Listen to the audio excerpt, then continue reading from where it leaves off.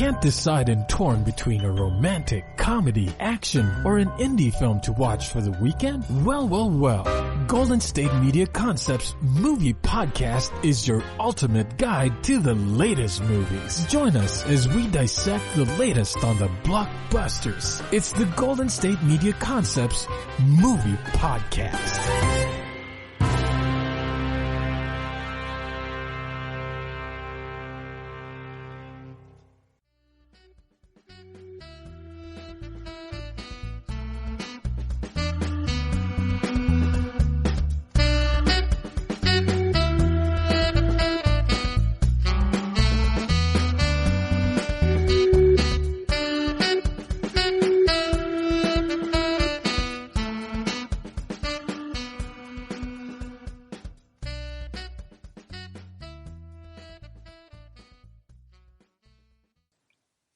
Thank you for tuning in to the GSMC Movie Podcast, brought to you by the GSMC Podcast Network.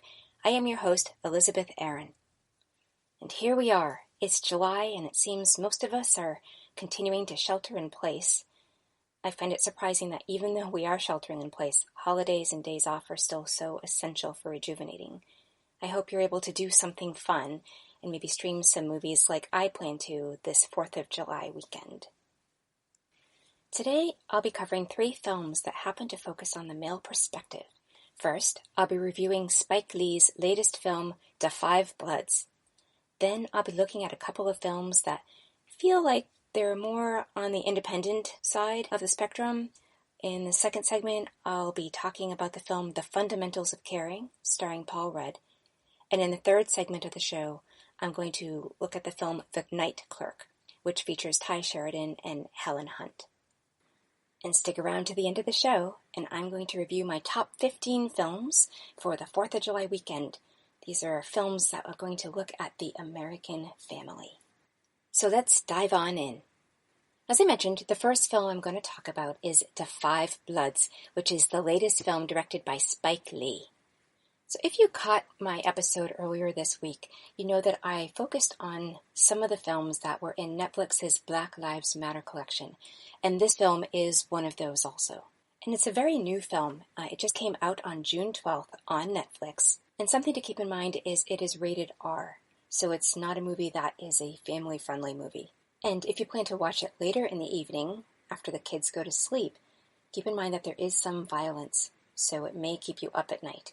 So this film was adapted from a screenplay, an original script, that was written by Danny Bilson and Paul DeMeo. Spike Lee partnered up with Kevin Willmott, who also was one of the writers on Lee's Black Klansman. And according to Vulture.com, the original script was about white Vietnam vets going back to Vietnam, and Lee and Willmott changed that. Instead, they made it about black vets going back to Vietnam. There's a major theme running through the film. It's all about the inequity of using black soldiers in the war. I'll get more into that later. So there are 5 main characters, and they're played by Delroy Lindo, Jonathan Majors, Clark Peters, Norm Lewis, and Isaiah Whitlock Jr. And as the film continues on, it gets clearer that the main character is probably Delroy Lindo's character, Paul. He's the one that's truly on a personal mission. The Internet Movie Database describes the film this way. 4 African-American vets battle the forces of man and nature when they return to Vietnam seeking the remains of their fallen squad leader and the gold fortune he helped them hide. That does sum it up well, but it is so much more than that. To go back to the beginning, this film uses historic clips to provide some perspective regarding the plight of black man in America. It's something he also used in Black Klansman, and it creates a very powerful juxtaposition between the fictional story he's about to share and what the true experiences of black men in America. He has clips of Muhammad Ali speaking, protests around how much it costs to feed astronauts up in space versus children back here on Earth. There's a clip of Malcolm X. He talks about how if you make thousands of black people fight your wars and pick your cotton and you don't compensate them appropriately, then sooner or later their allegiance to the country is going to wear very thin. He also has a clip of Angela Davis talking about fascism, a clip of Kent State. And all of this to kind of show that it seems America has declared war on black people. And so this is the setup for the film. When they were fighting together in Vietnam, they were sent on a mission to collect U.S. gold. With the encouragement from their squadron leader, they decided that the gold should have been theirs. So they hid it with the aim of going back someday to get it. And as it turned out, they were also going to go back to get the remains of one of them that was left behind. And throughout the film, we get to know these characters and see how their brotherhood from way back when plays out today. They go in with some level of confidence that there's no war happening now, and they knew Vietnam back then. They had seen the worst of things. So it seemed like going back was going to be easy. They just find the gold and the remains of the person on their team that had perished there, bring it back, and that would be that. But it turns out they had to face what the past meant to them, their own humanity, their now more mature perspective on what actually happened back in Vietnam, and the impact of all of it on their lives. It becomes a complex, intertwined adventure. It kind of demonstrates that the war they had left behind had somehow remained in them. And when they show up back in Vietnam, guess what comes out again? So I'm going to leave that there. Don't want to give you any spoilers. But I want to talk a little bit about what this film means and how I felt about it. So this film stuck with me. And I always feel that if there are things that I remember specifically about a film, then on some level it really works. It means that I'm wrestling with something and I'm trying to work something out about the story. So in that way, it succeeds. It has a powerful message, and I think it's one that we're very ripe to hear right now. But did I like the movie? I can't say that I did. It was an interesting story. It had a lot of gratuitous violence.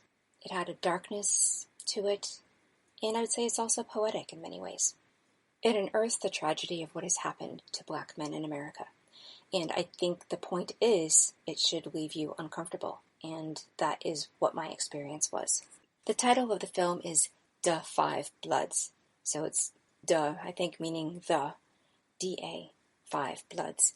And the point of that is nobody was to use their blood against them. It was up to them to control their rage, and for them to choose to be blood brothers, more or less. But truthfully, I'm still trying to make sense of everything in the film. There are so many different aspects to it and so many characters with their own motivations that I found it kind of hard to track everything that was going on and why it was happening. So you could look at it either as this sort of mysterious quality that makes you keep wanting to work out the story, or perhaps on some level it didn't succeed because it was muddied by how many characters there were.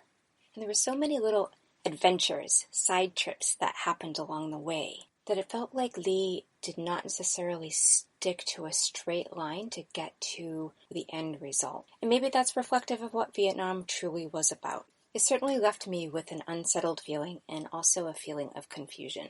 If you listened to my podcast earlier in the week, something you'll have learned about me is that I am an actor and a screenwriter. And so I want to talk about the film a little bit from these perspectives. Overall, I think the story was written so that it was really solid. On paper, things came together, but when it played out in the actual film, I'm not sure it worked so well.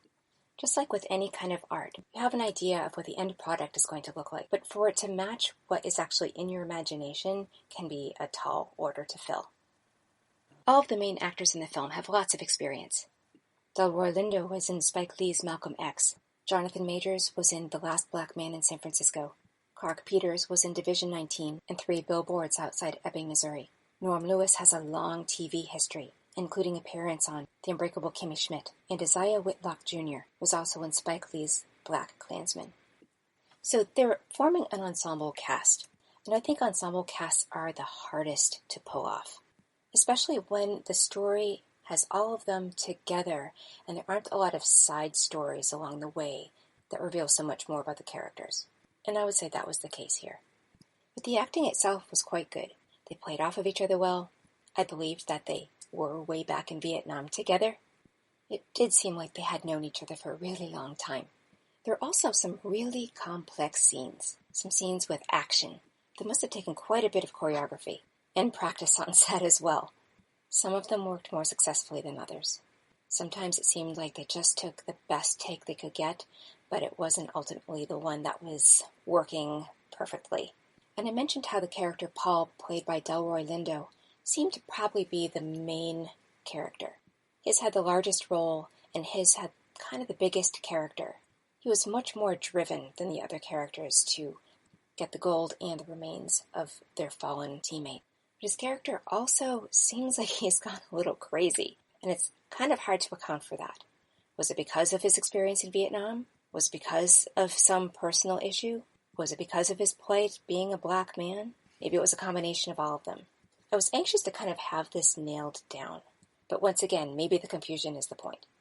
There is a point where his son comes to be with this group, and they have had such an up and down relationship, but it's hard to get a read on why.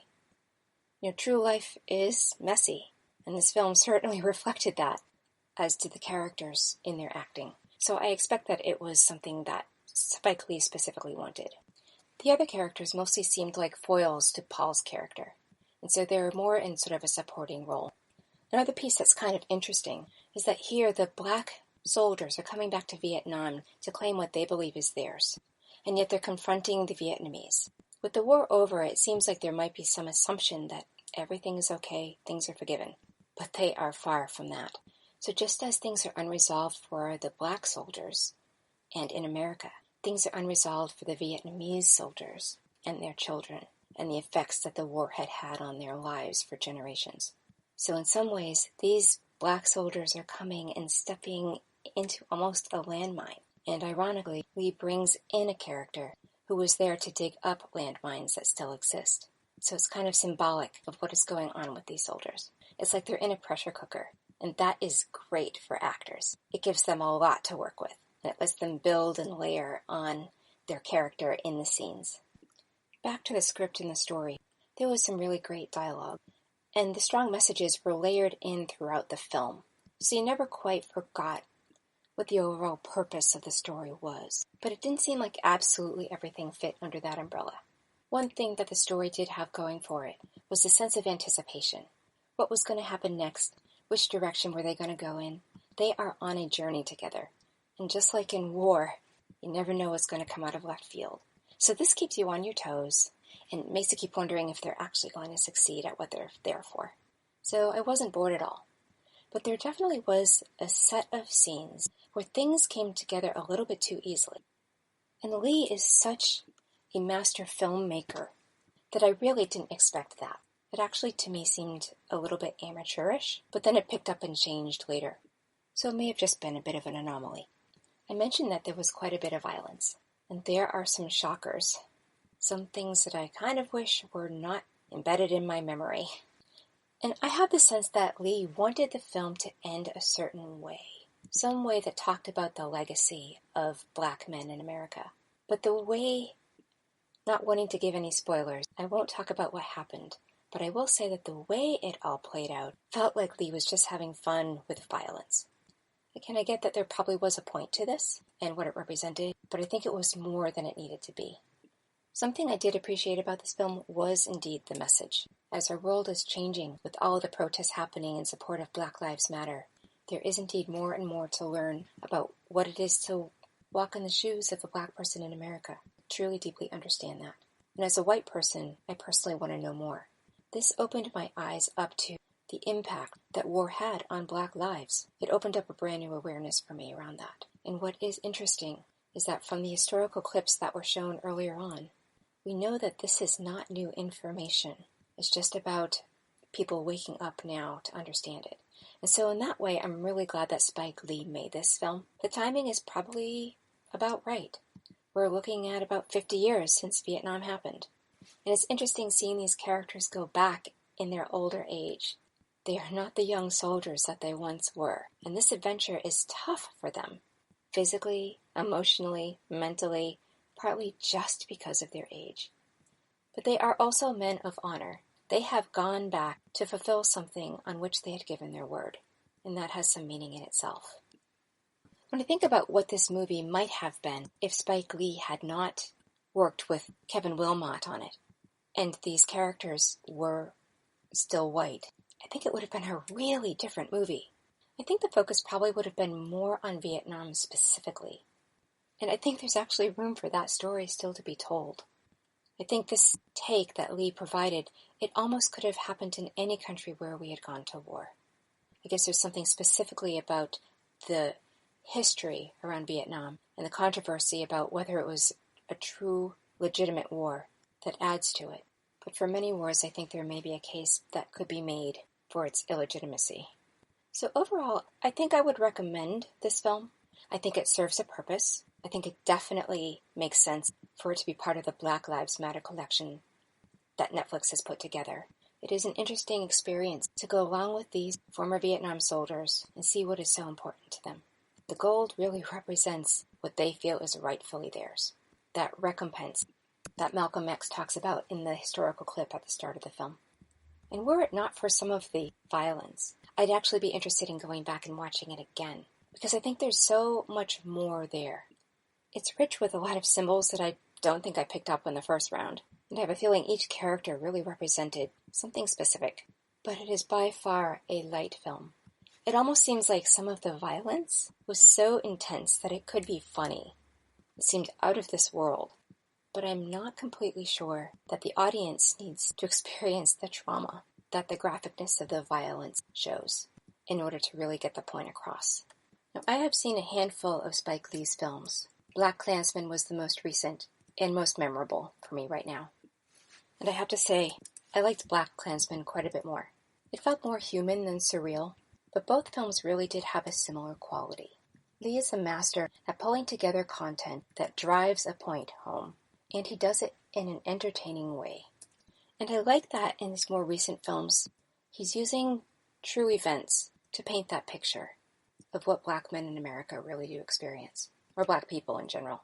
Even though in the storytelling it seems like you're watching a film that has a fictional quality to it, when he puts them next to true life clips, and you know going into the film that these historical events actually happened in the story that he's telling, it truly leaves an indelible print.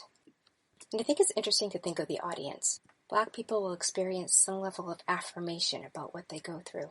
That must be really confirming. And I think for white people, it can help them have a greater sense of compassion for the challenges faced by Black people. And a theme that is so relevant and prevalent in this film is about money, going for the gold, and what success looks like for Black people in America is a struggle.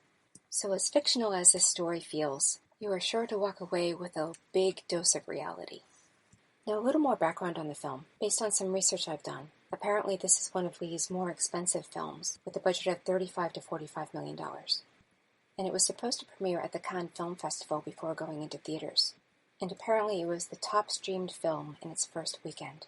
So if you haven't caught it yet, this could be a good time to do it. I'm thinking of it in terms of 4th of July weekend. It will certainly challenge the sense of patriotism, which of course is our rights as Americans. If you do choose to watch it, keep in mind that it's a longer movie. It's over 2.5 hours long, so you want to block out a good amount of time to see it. If you're curious, check it out and get ready for quite a ride.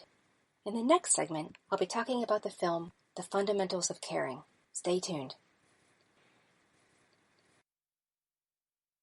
Want to know the latest and hottest music hitting the airwaves? Don't be left out. Listen to the Golden State Media Concepts Music Podcast. It keeps you on the loop with everything you need to know from pop, rock, hip-hop, and the top 40. And we'll throw in news of your favorite artists, concert and tour dates, and so much more. Listen no further, because this is the gold standard in music podcast.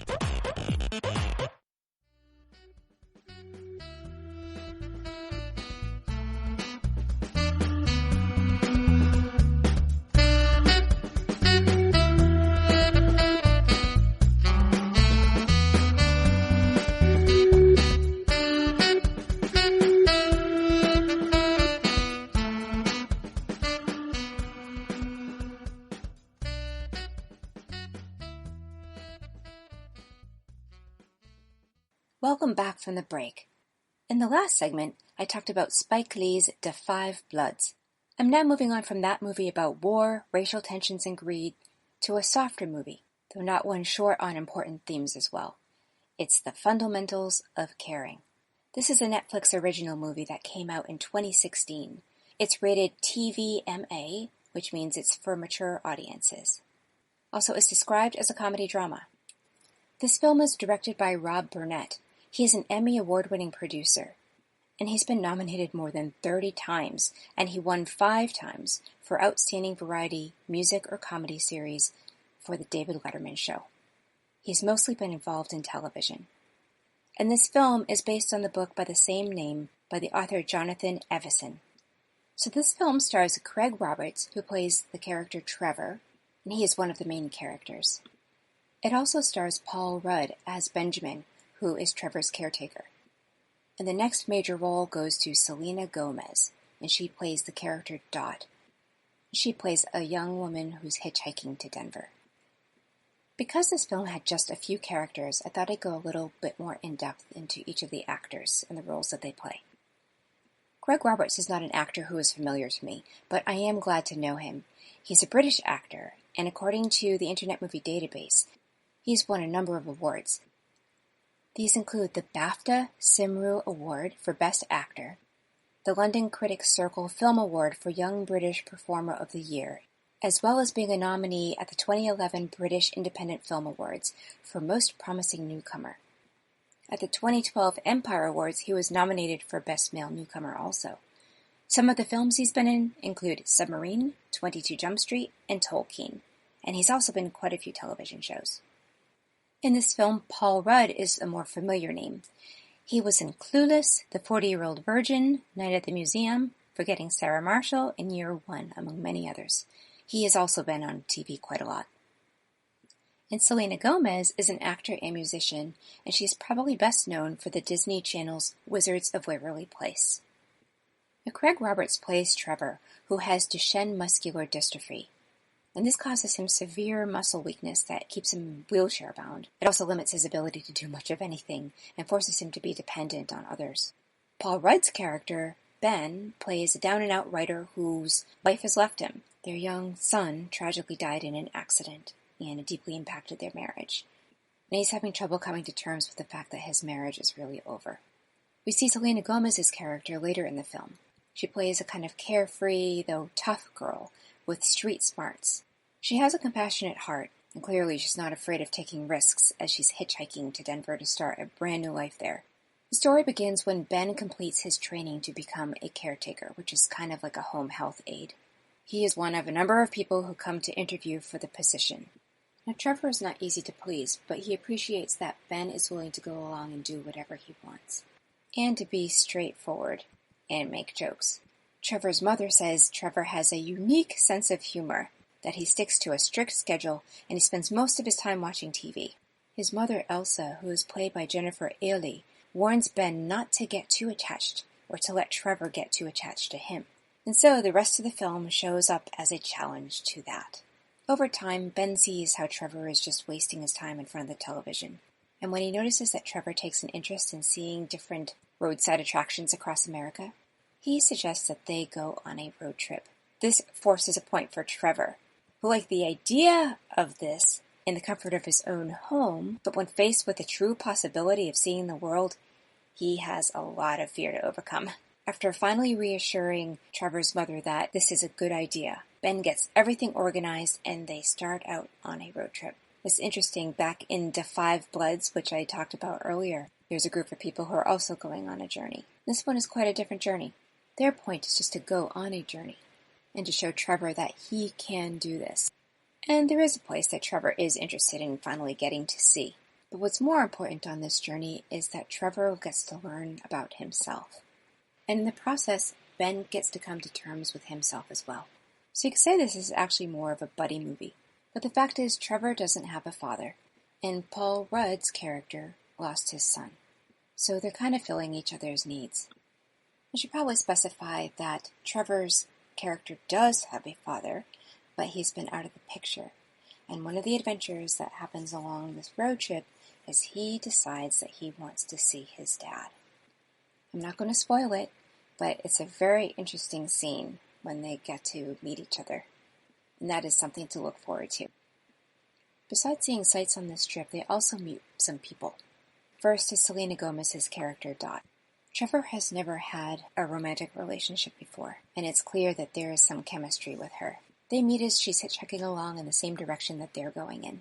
And so eventually they ride along together, and it's a true opportunity for Craig to finally learn about the female species. Another character they meet is a woman named Peaches. She's played by the actress Megan Ferguson, and she is very pregnant.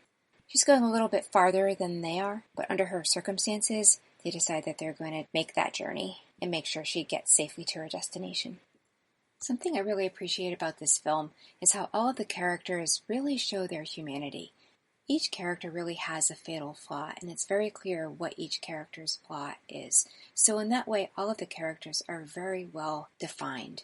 And just as it takes time for the characters to learn more about each other, we as the audience take our time in learning about them. It is such a nice luxury to be able to take our time and learn about characters and see their different layers and watch them unfold and watch them grow. And I think for actors to show a character change slowly over time, that can be a little challenging. But in this film, I felt it was pulled off very well.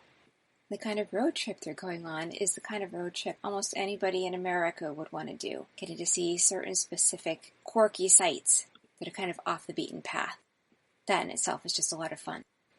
I also liked how the characters were subtle and not overdone. It could have been so easy to try to milk the death of Paul Rudd's character's son, kind of overdo it and make it sappy, but it wasn't. And at the same time, we could feel really badly for Trevor's character, who is wheelchair-bound.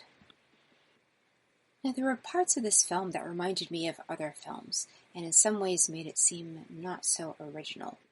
It reminds me of the French film called The Intouchables, which was then adapted into an American film starring Kevin Hart and Bryan Cranston. In these films, the caretaker is black, and the person being taken care of is white. In the fundamentals of caring, the issue of race really isn't brought to the forefront. Each of the characters is very unique, so in that way there is a sense of culture, but most of the characters are not people of color. And while the fundamentals of caring did remind me of these other films, I feel it really does stand on its own, and it does have its own uniqueness. For example, Trevor's character has an amazing sense of humor. He can be sarcastic and kind of biting, but it makes him very real and shows what his resentment of having his particular disability is like. And Ben is a cool enough caretaker that he knows to give Trevor all the space that he needs, and he'll go along with it. And he doesn't have any problem putting Trevor in his place when he has to. And it is a joy to watch these characters play off of each other. They themselves seem to be having fun doing it.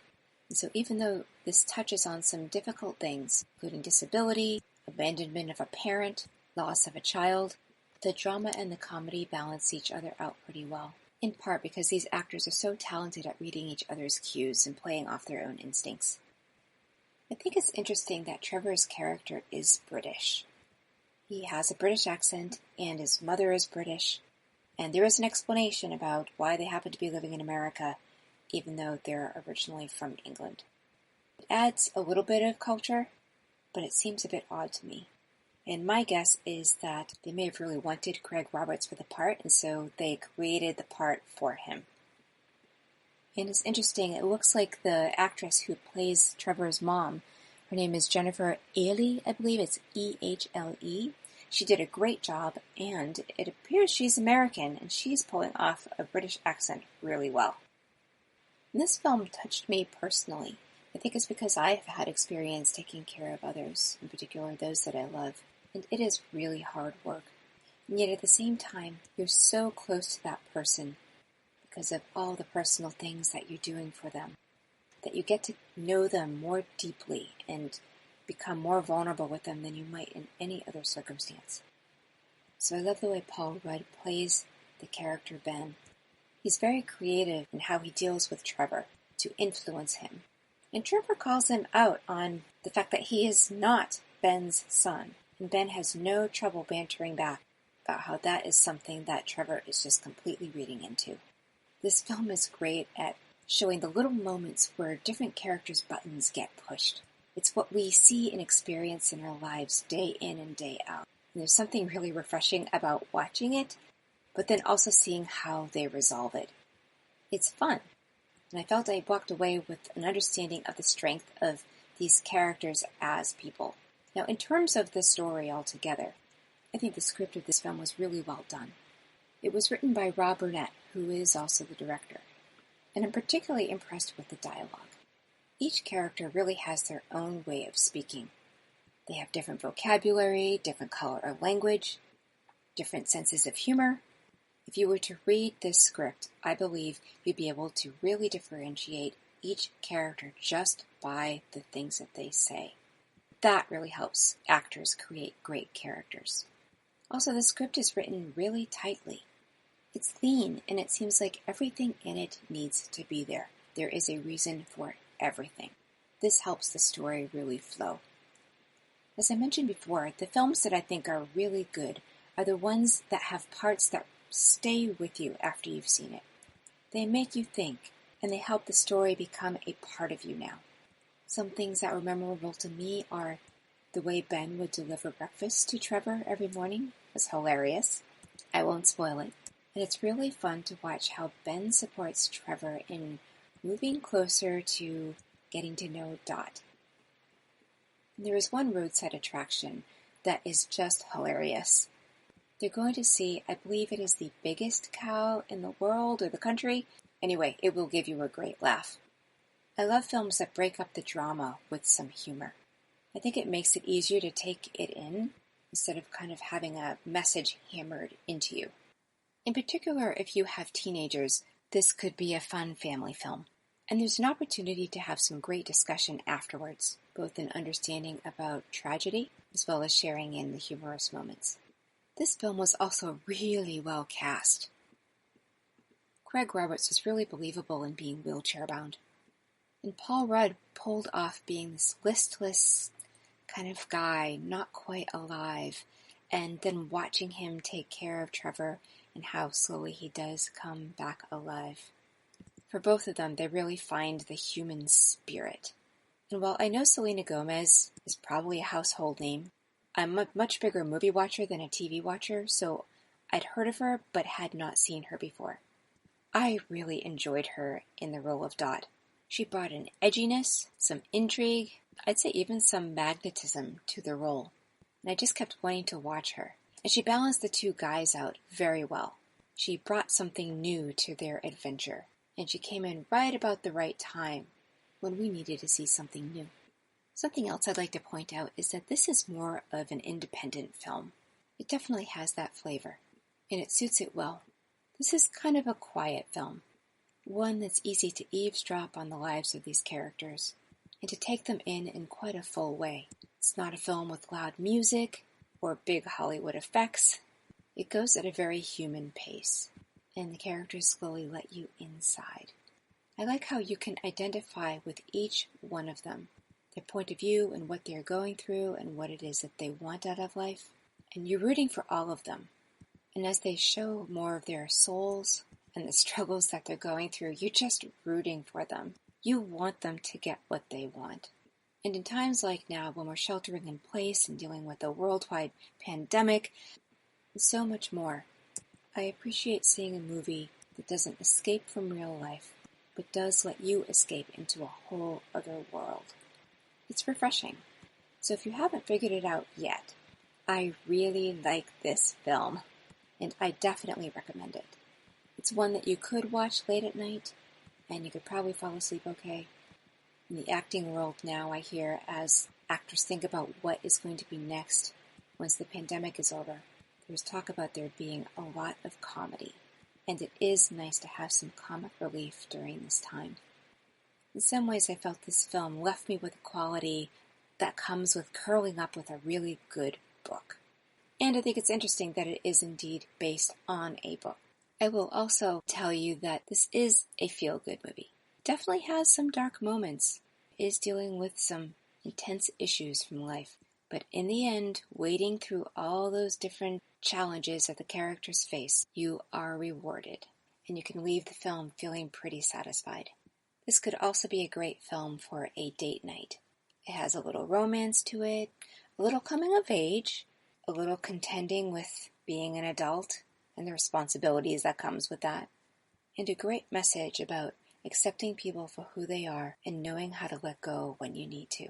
The film leaves you feeling hopeful and like there's always something more to move on to. So keep in mind that this is a Netflix original film, which means that you can only see it on Netflix. So if you like what you're hearing, but you aren't a subscriber to Netflix, this might be a good time to check it out and do a free trial. If you choose to see it, I hope you enjoy it as much as I did. Stay tuned for the next segment of the show. I'll be talking about the film The Night Clerk. Tired of searching the vast jungle of podcasts? Now listen close and hear this out. There's a podcast network that covers just about everything that you've been searching. Hey! The Golden State Media Concepts Podcast Network is here. Nothing less than a podcast bliss with endless hours of podcast coverage.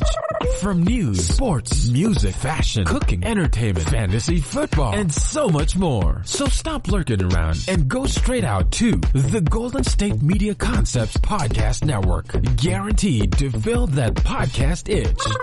Whatever it may be. Visit us at www.gsmcpodcast.com. Follow us on Facebook and Twitter, and download us on iTunes, SoundCloud, and Google Play.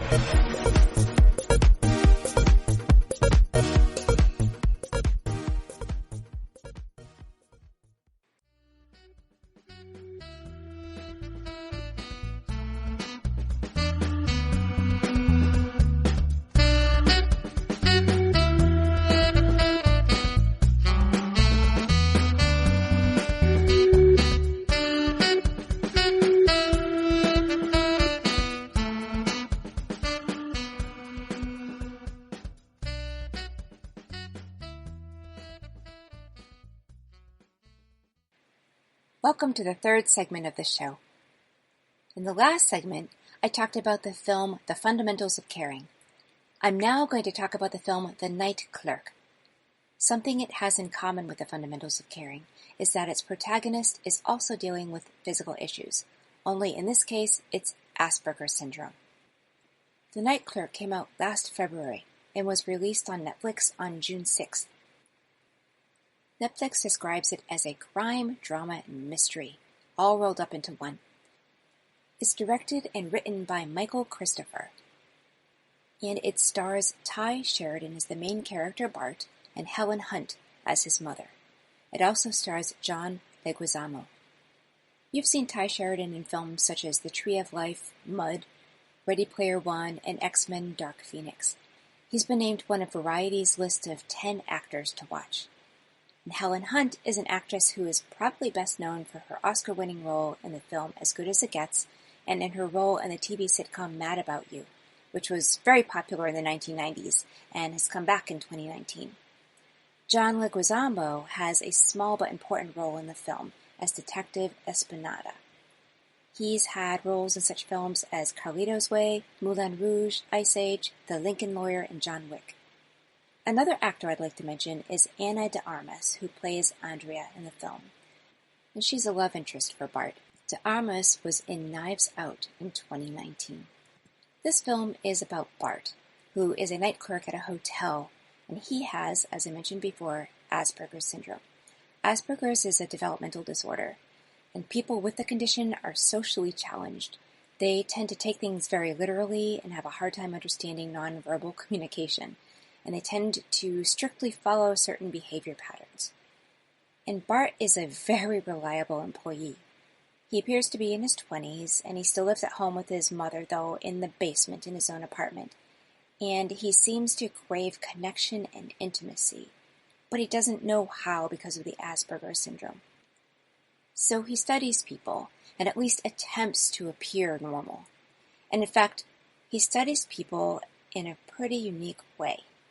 He has set up little cameras throughout the hotel where he's the night clerk, and he watches the people on camera and uses them as role models.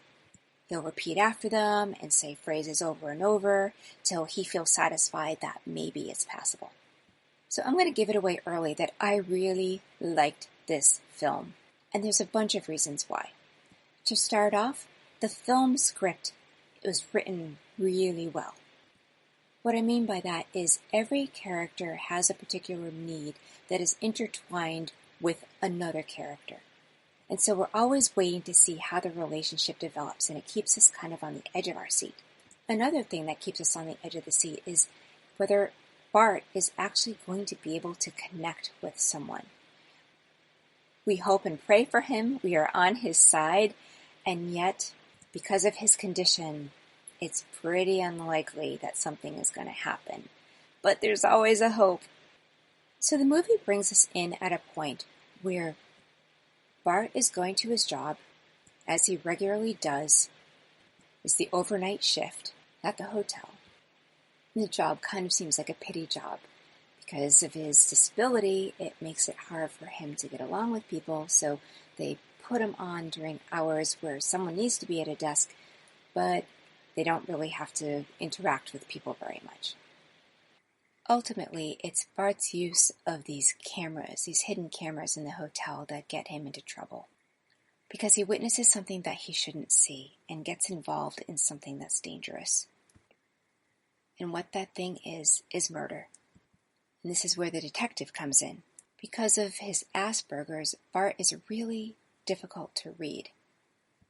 And the detective is trying to figure out if Bart is innocent as he seems, or if he's playing him. Because of this trouble, Bart gets transferred to a different hotel to work at. And here, he meets a potential love interest. He discovers that she knows what Asperger's is and is very compassionate towards him because she understands his condition. And to him, this means a ray of hope. She has insider information so that she may be able to connect to him. Little does Bart know, though, that she is also involved in the incident that he's involved in. So we get to see someone who has Asperger's syndrome try to find his way out of this problem that he has. We get to see how smart he really is, how much he really does understand people, and we get to see if he can rise to the occasion and change in some way so that he can manage the circumstances that he's in. So this film does indeed have some mystery, some crime, some drama, though personally, the moments that stand out the most to me have to do with this love relationship. And the love relationship is with the character named Andrea, played by Ana de Armas. And Andrea's character is very compelling. She herself is an enigma, and you want to understand where she really stands. She also does an amazing job of pulling off the nuances of what it is like to interact with someone who has Asperger's syndrome. You see her kind of go in and out of toying with the idea that there may actually be some romantic spark. But at the very least, her hope is that Bart can experience love at some point, and that he can learn what it's like to be in an intimate relationship with a woman. She strikes this kind of balance between the two areas where it's not a possibility to be with him, and, well, it could be if she wanted that enough.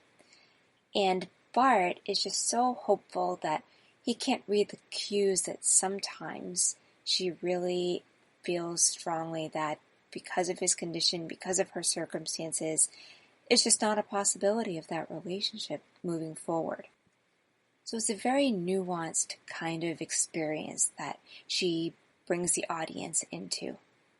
And as a result, it really helps the audience feel this ambivalence towards Bart and how to root for him or whether to root for him. What I like about this movie is that it is not a typical murder mystery. We get to identify with someone who has Asperger's syndrome and who has been involved in a murder mystery. I can't say I've ever seen that before. So I love the freshness of the story idea, and the way the story unravels then keeps me intrigued. Also, the acting is fabulous. Ty Sheridan is believable as someone who has Asperger's. I've met a few people who have been on the Asperger's spectrum, and I can see the work that Ty Sheridan has put in to make this character come alive and be real for the audience. He gets upset and distraught in very real, complex ways. And you get to see that he has a conscience because he feels kind of guilty that he's put these cameras hidden in the hotel rooms. but it wasn't meant to break the law or do anything bad. It was really for his own need to be able to connect with people. Now, I would say that it felt a little bit far-fetched that he went to the trouble to do that. But someone with that mindset can be pretty technical, and if he was feeling desperate enough and really wanted to be able to learn how to act the way other people act and not feel like an outsider or an outcast, he might be motivated enough to do it. And the film throws him into different situations, from different social situations to, as I mentioned, sort of this love interest situation, to dealing with the murder, to interacting with clients on the late shift. And you get to see him drive and go to work and have a routine. So all of this helps round out the character and inform the audience more and more about who he is, what he does, and why he does it. Helen Hunt plays his mother, and she does a wonderful job. She is believable as someone who knows how to deal with a son who has Asperger's. She has the routine, she gives him his space, she is caring and going to stand up for him, even though he's technically an adult. And something that she brings in quite nicely is the sense of how alone she is and lonely. Bart is in her life, but she's unable to really connect with him. She does her best, she shows up, does her caretaking, shows her love in that regard. But at the same time, she is a single mom, and she has this son who's grown but must still live with her. And it seems like it probably cramps her style. And she has this kind of solitude and lonely sense about her that makes you, as the audience, really have a lot of compassion for her. And her character is admirable in how she continues to take a stand for Bart and do everything in her power to be the best mom that she can be and make sure that Bart is set up to exist in a way that he's more than just surviving, he is thriving. For example, she makes dinner for him all the time. She just opens the cellar door, puts it on a step for him to take when he wants, but he'll eat by himself in his own space, and she will go back up to her home and eat there all by herself. And John Leguizamo's character, the detective, he reminds me a bit of Columbo.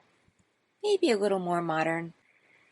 He may have a little more spark, a little more modern experience, but he himself shows compassion and is trying to figure out how to move things forward when you're dealing with someone like Bart.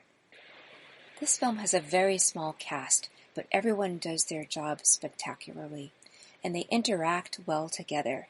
And they all have some moments where they get to interact with some of the other characters that show up, and it's fun to watch how they do that and play their own character and keep it real to the situation.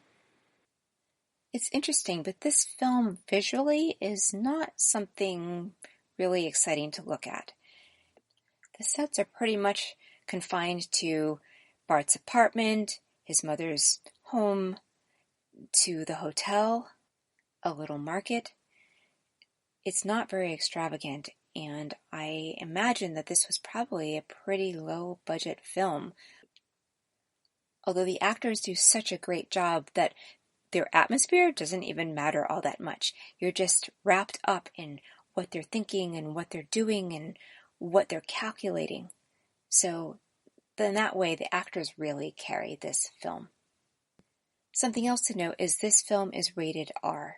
So this is not one to see with kids.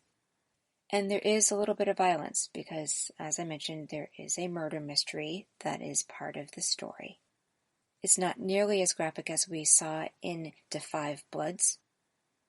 And if you've seen other violent films and if they don't impact you greatly, you might be able to watch this one later in the night and be able to sleep okay.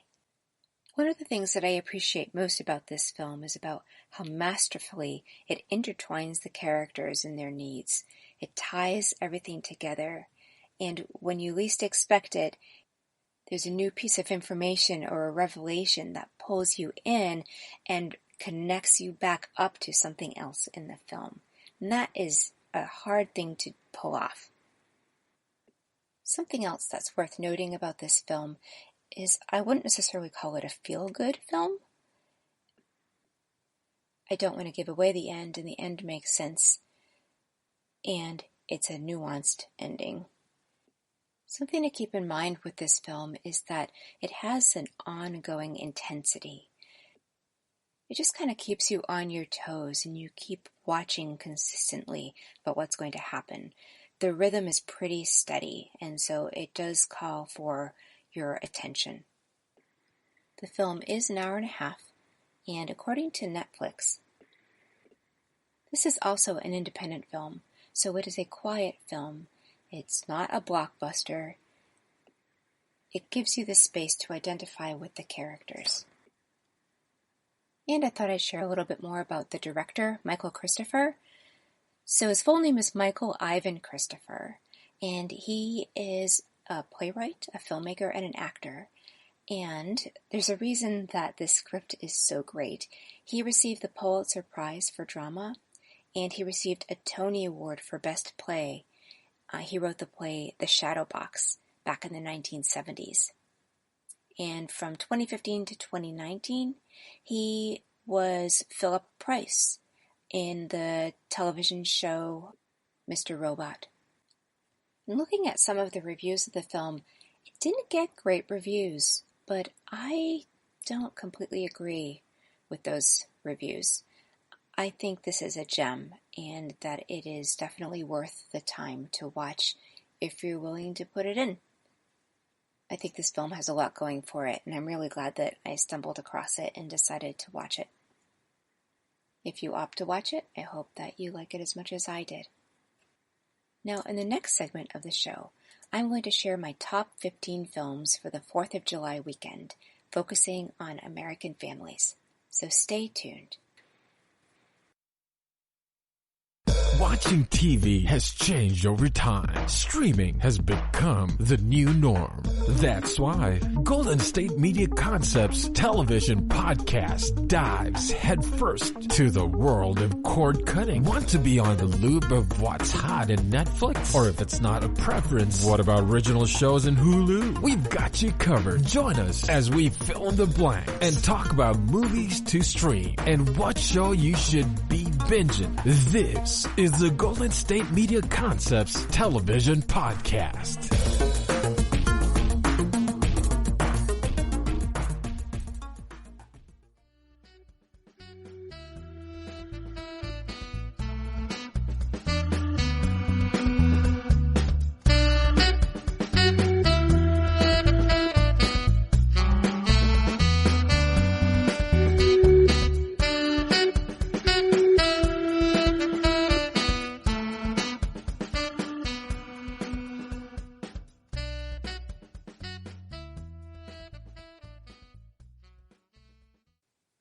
Welcome to the final segment of the show.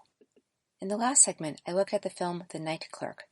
In this final segment, I'm going to share my top 15 films for the 4th of July weekend, focusing on American families. In my suggestions, I'm going to step outside the typical choices like Independence Day and Born on the 4th of July. As many of us have been sheltering in place with our families, or maybe wishing or not wishing we were sheltering in place with our families, I thought it could be interesting to look at American families in film over the 4th. If you're not in a place to go to the beach or barbecue with family members, maybe you can at least get some more family time this way. But please note how American families are represented in movies. Well, it's more like dysfunctional families of America. So here's my list, not in any particular order. Number 1 is American Beauty. This is a drama that came out in 1999. It is a film that was written by Alan Ball, and the director is Sam Mendes. It stars Kevin Spacey, Chris Cooper, and Annette Bening. Also Allison Janney. This film has won lots of awards. In the 2000 Oscars, it won Best Picture, Best Director, Best Actor for Kevin Spacey, Best Original Screenplay, and Best Cinematography. So it's one to watch. Second on my list is the film The Great Santini. This is based on the novel by the same name, and The Great Santini was a film that came out in 1979. It's a drama, and it was written and directed by Louis John Carlino. The novel that it's based on was written by Pat Conroy and came out in 1976. The film has memorable roles, especially by Robert Duvall and Blythe Danner, and is a story of an officer in the U.S. Marine Corps who is much more in tune with being in the Marine Corps than being a loving father. Third on my list is the film Ordinary People, and this also is based on a novel. This is Robert Redford's first film that he directed, and it stars Donald Sutherland, Mary Tyler Moore, Judd Hirsch, and Timothy Hutton. And it's a story of a family that's grappling with the accidental death of one of the sons in the family. Redford won the Best Director Oscar, and the film won the Best Picture Oscar. This film came out in 1980. The fourth film is Tender Mercies. This came out in 1983. It's a drama directed by Bruce Beresford. The screenplay was written by Horton Foote. And the story is about a country music singer who is an alcoholic, and he tries to turn his life around by getting into a relationship with a woman who's been widowed and has a young son, and they live in rural Texas. And this stars Robert Duvall and Betty Buckley. It also won the Best Picture Oscar. It's a beautiful film, and it also reminds me of a similar film that came out in 2009 called Crazy Heart that has a very similar plot. This film stars Jeff Bridges, and he won Best Actor for the role, and it also stars Maggie Gyllenhaal. Fifth on my list is The Godfather, which came out in 1972, and it was directed by Francis Ford Coppola. The screenplay was written by Mario Puzo, based on his book. And it's a classic that has an amazing cast, including Marlon Brando, Al Pacino, James Caan, Richard Castellano, Robert Duvall, Richard Conte, and Diane Keaton. And if you're feeling really ambitious, you can also watch Godfather 2 and Godfather 3. Number 6 is also based on a novel by Pat Conroy. It's called The Prince of Tides. It came out in 1991, and it's considered a romantic drama. It stars Nick Nolte and Barbra Streisand. And the story is about a psychologist who helps the Nick Nolte character get over dysfunctional childhood trauma and falls in love with him along the way. This film had received a nomination for an Academy Award for Best Picture. Seventh on the list is the film Get Out, and this came out in 2017, and it's considered a horror film. It was written by Jordan Peele, and he actually won an Oscar for Best Screenplay for that film, and it was the first time he had directed a film. This is a story of a black man who's dating a white woman, and he goes with her to visit her crazy family, and you get to see how this family works. Note that race and discrimination is a key motivating factor for this family. We're at the halfway point, and number 8 is the film August Osage County. This came out in 2013, and it is called a tragicomedy. It was directed by John Wells, and the screenplay was written by Tracy Letts, and he won the Pulitzer Prize for a play by the same name back in 2007. The film has an amazing cast, including Meryl Streep, Julia Roberts, Ewan McGregor, Chris Cooper, Abigail Breslin, Benedict Cumberbatch, Juliette Lewis, Margot Martindale, Dermot Mulroney, and Julianne Nicholson. Personally, I did not really like this film, I will be honest.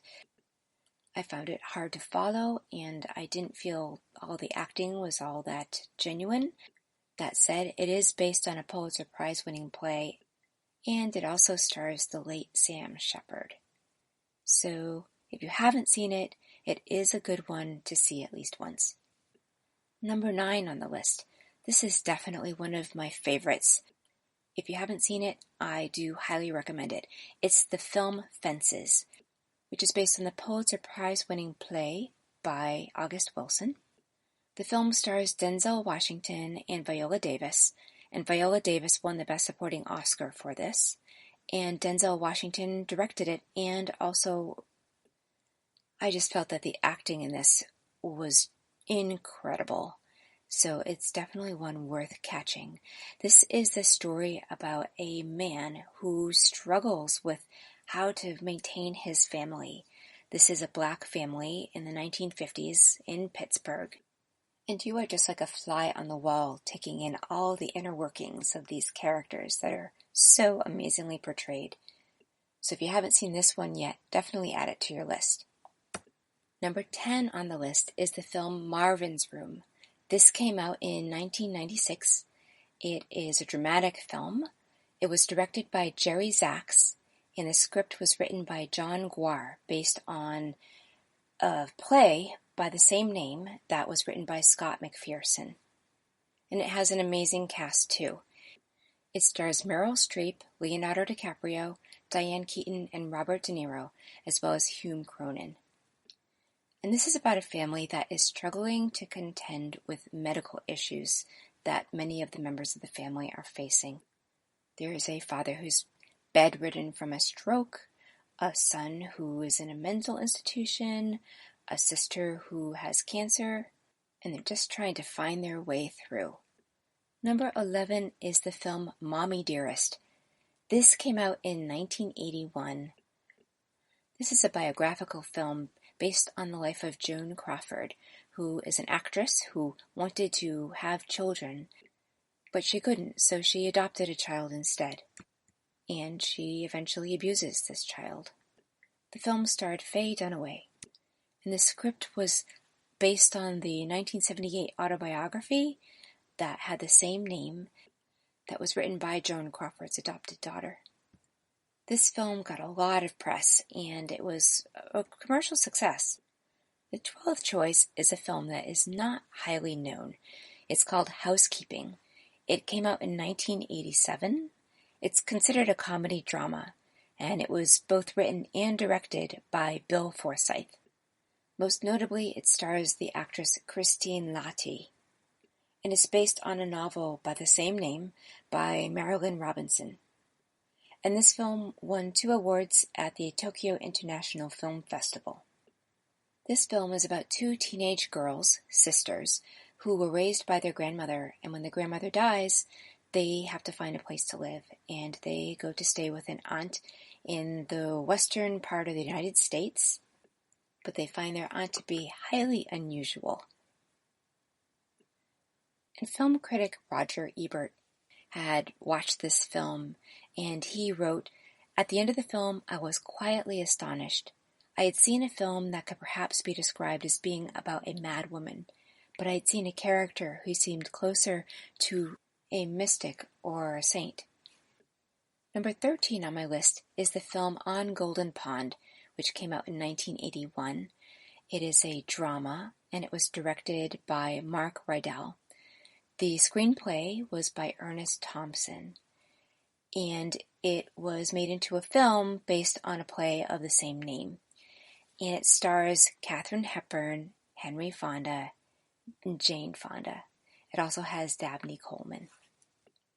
This film was nominated for many awards. At the Academy Awards, it was nominated for Best Picture, and it won Best Actor for Henry Fonda, Best Actress for Katharine Hepburn, and Best Adapted Screenplay for Thompson. And Henry Fonda was the oldest person, at 76 at that time, to be an Oscar winner, and this was Katharine Hepburn's 4th Best Actress Oscar. This is the story of an aging couple who are on their summer vacation in New England, and their oldest daughter comes to visit and tries to make amends because they have had a strained relationship for a long time. It's a very touching film. Number 14 is Rachel Getting Married. This film came out in 2008. It is a drama. The director is Jonathan Demme, and it stars Anne Hathaway, Rosemary DeWitt, Bill Irwin, and Deborah Winger.